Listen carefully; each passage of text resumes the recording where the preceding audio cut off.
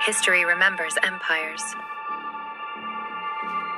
She was born a queen and destined to rule.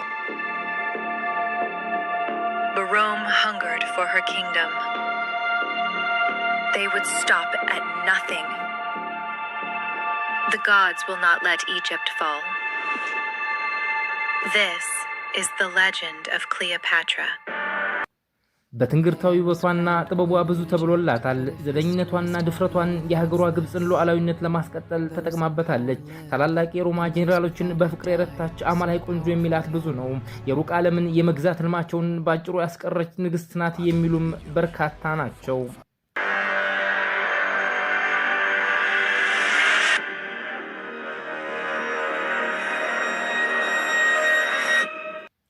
ክሊዮፓትራ ከዓለማችን እጅግ ዝነኛ ከሆኑ ታላላቅ ሴቶች አንዷ ናት። ከሞተች ከ2000 ዓመታት በላይ የሆነ ጊዜ ቢቆጠርም ዛሬም ስለሷ ማወቅ የሚፈልገውና ስለሷ የሚያወራው ብዙ ነው። ክሊዮፓትራ የሴትነት ውሃ ልክ፣ የአባይ ንግስት፣ ልቅም ያለች ቆንጆ። ታላቁ ባለቅኔ ዊሊያም ሼክስፒር ተቃኝቶላታል። የታሪክ ጸሐፊው ፕሉታርክ ስለሷ ብዙ ብሏል። የ17ኛው ክፍለ ዘመን የፊዚክስ ሊቅ ብሌዝ ፓስካል እኔስ ለምን ልቅር ያለ ይመስላል ከሙያው ባሻገር ይችን ውብ ንግስት ባስገራሚ ገለጻ አሞካሽቷታል። ታላቁ ቀራጺ ሚካኤላንጀሎ የባለችው ልጁ መንግስቱን ልትቀማው ስለተጣጣረች ብቻ አስገድሏታል። ስለዚህ የክሊዮፓትራ ወንድም በክሊዮፓትራ ላይ፣ ክሊዮፓትራ ራሷን ብትሆን በእህቷ ባርሲኖኤ ላይ የሰሩት የጭካኔ ስራ ከስርወ መንግስቱ የመጣና የተለመደ ጠባይ ነው።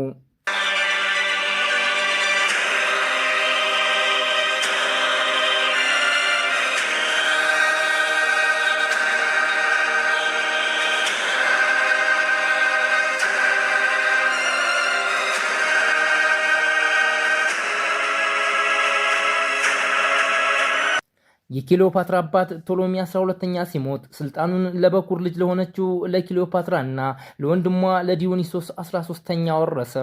በልማዱ መሰረት ወንድምና እህት ተጋብተው ንጉስና ንግስት ሆነው ነገሱ። ስመ መንግስታቸውም እሷ ክሊዮፓትራ 7ኛ እሱ ደግሞ ዲዮኒሶስ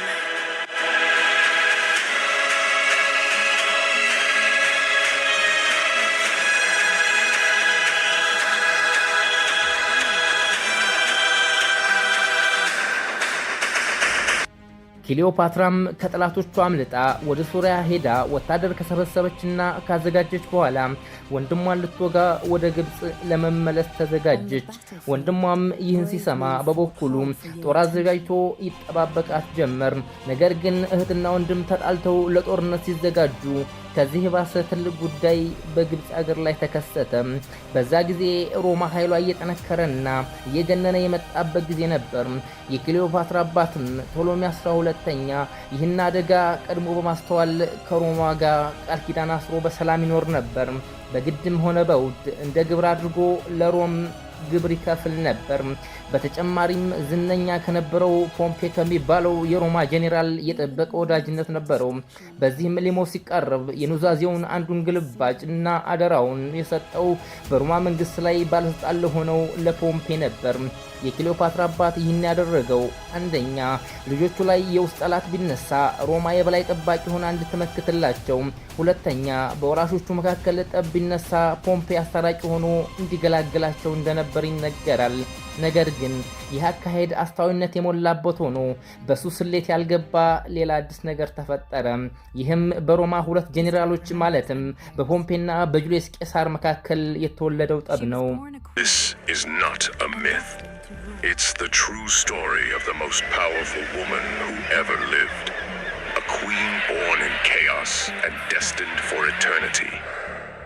In a world ruled by men, she dared to command empires.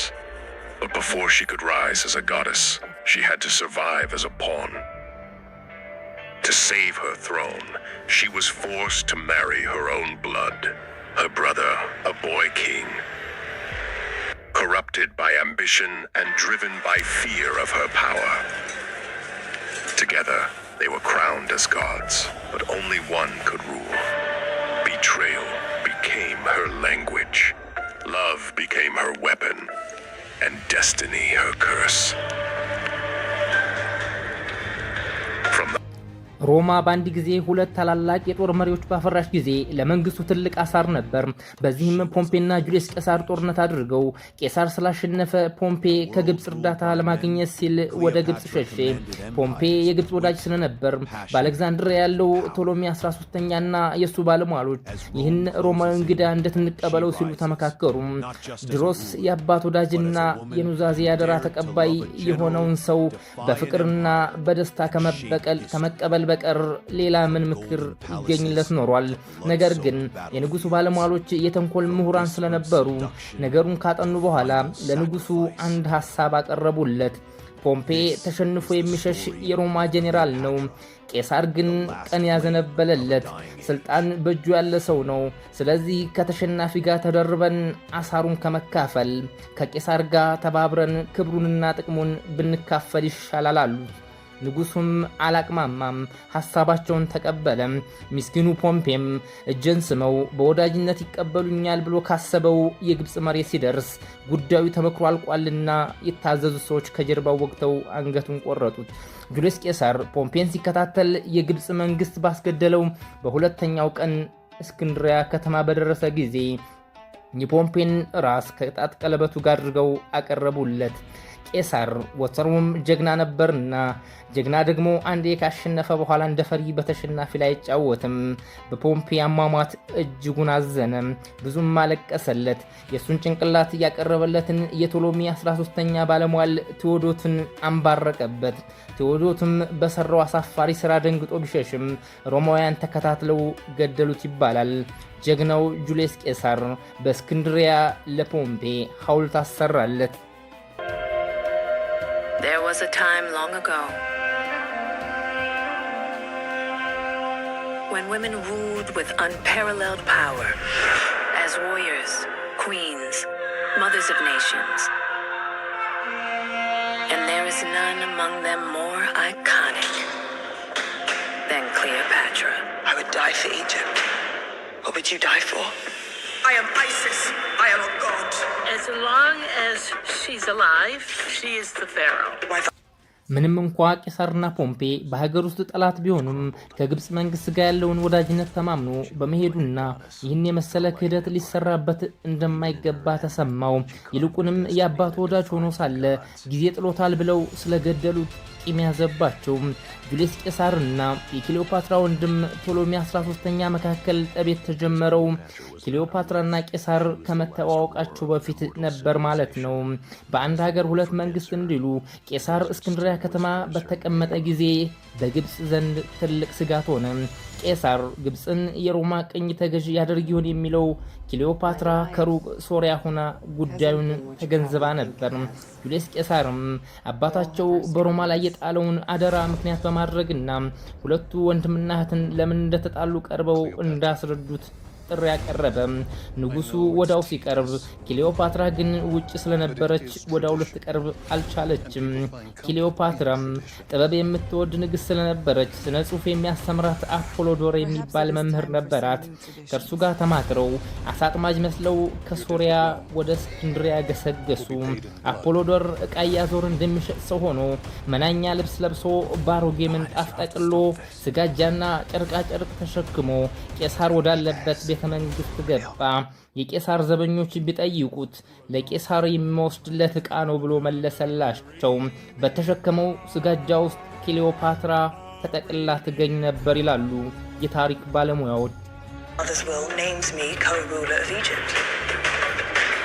Julius Caesar is aware that Cleopatra is one of the best educated women in the Mediterranean. He wants to be king to Cleopatra's queen. There is no future without the past. She was using these relationships with Mark Antony to protect herself and her country. There is no Rome without Egypt. Cleopatra was trying to save the country that she loved from destruction. አፖሎዶርም ከቄሳር ስር በደረሰ ጊዜ የሚሸጥ ስጋጃ ነው ብሎ የተጠቀለለውን ሸክም ከቄሳር ፊት ሲፈታው በቁንጅናዋ ትንግርት የነበረችው ክሊዮፓትራ ወጣች። ቄሳርም ከውበቷ ይልቅ ዘደኝነቷንና ድፍረቷን በመመልከት ይበልጥ አደነቃት። ከዚህ በኋላ እንዴት ባለሟሎቿ ከወንድሟ ጋር አብረው ከሀገር እንዳባረሯትና ከአባቷ ዙፋን እንዳፈናቀሏት ዘከዘከችለት። ቄሳርም በሀገሩ ልጅ ፖምፔ ላይ የሰሩትን የቀደመ ግፍ ያውቃልና አልጠረጠራትም፣ አመናት። ውድ የፊደል ቤተሰቦች ክሊዮፓትራ እንደቀሩት ንግስቶች ከደንገጡሮቿና ከባለሟሎቿ ጋር የማይረባ ነገር በመጫወት ፋንታ ከመምህራንና ከፍላስፎች እንዲሁም ከአስትሮኖመሮች ወይም የከዋክብት ሊቃውንት ጋር በመሆን እውቀቷን እያሰፋች ትሄድ ነበር። ከዚህም ሌላ ትህትናና ደግነት፣ ንግግር አዋቂነት፣ በጠቅላላው ብዙ ሙያና ባህሪ ስለነበራት አንድ ጊዜ ያወቋትና ያነጋገሯት ሰዎች ይለዩት ዘንድ አይወዱም ነበር። ቶሎሚ 13ኛ የቄሳርን በእስክንድሪያ መቆየት አልወደደውም ነበር። ይባስ ብሎም አባታቸው በውድም ይሆን በግድ ለሮማ ያገባ የነበረውን ግብር የቄሳር የጦር አለቆች በጠየቁ ጊዜ አቅማማ። የግብፅ ሕዝብ ቄሳርን አልፈቀደም በማለት በከተማው ሁከት እንዲፈጠር አደረገ። በዚህም በንጉሱና በቄሳር መካከል በ47ኛው ዓመተ ዓለም ጦር ሆነና የናይል ጦር በሚባለው ጁልየስ ቄሳር አሸነፈ።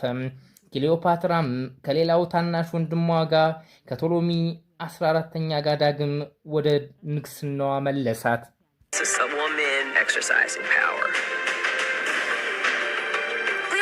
Was a Ptolemaic ruler. The very first Ptolemy is a general of Alexander the Great. It's possible that she was an Egyptian. I imagine her to have curly hair like me and a similar skin color. I remember my grandmother saying to me, I don't care what they tell you in school, Cleopatra was black. She has become an icon. I am a god. Queen of kings. Her story resonates with every woman. ሮማውያን የታላቁ እስክንድርን ፈለግ በመከተል ወደ ምስራቅ አገሮች በመስፋፋት የዓለም ገዢ ለመሆን አሳብ ነበራቸው። ነገር ግን ክሊዮፓትራ ጁልየስ ቄሳርን በውበቷና በጥበቧ ድል አድርጋ እንዳይላወስና እንዳይንቀሳቀስ በእስክንድሪያ ስለያዘችው ይባስ ብላም ከሱ ጸንሳ ወንድ ልጅ ስለወለደች ያ የሮማውያን የሩቅ ህልም ባጭር ተቋጭ። ለዚያ ነው የ17ኛው ክፍለ ዘመን የፊዚክስ ባለሙያ ብሌዝ ፓስካል የክሊዮፓትራ ፍንጫ አጠር ቢል ኖሮ የመሬት መልክ በሙሉ ይለወጥ ነበር ሲል የተናገረው። ይኸውም ጁልየስ ቄሳር ጊዜውን እሷ ዘንድ ያጠፋው አለመጠን ውብ በመሆኗ ነው። አፍንጫዋ ትንሽ አጠር ብሎ ውበቷን ቢቀንሰው ኖሮ ቄሳር እሷ ዘንድ በመቦዘን ፈንታ ብዙ ስራ ሰርቶ የዓለምን መልክ ይለውጠው ነበር ይላል። የታሪክ ባለሙያው ፕሉታርክም ከሌሎች የተለየች ቆንጆ ባትሆንም የተለየ ግርማ የተጎናጸፈች ያያት ሁሉ የሚማረክባት ናት ብሏታል። በተቃራኒው በሮማውያን ዘንድ ሴትነቷን ተጠቅማ ንግስናዋን ያደላደለች እንዴት አንዲት አፍሪካዊ ሴት ንግስት የሮማን ጄኔራል አንበረከከች በሚል ቁጭት ይመስላል ለሷ በጎ እይታ የላቸውም። ጁልየስ ቄሳር ቶሎሚን አሸንፎ ክሊዮፓትራን ዙፋኗን ካደላደለ በኋላ ወደ ሮም ተመለሰ። በሮም ግን ያልጠበቀው ነገር ተከሰተ። ጁልየስ ቄሳር ሮም ከተመለሰ በኋላ ምን አጋጠመው?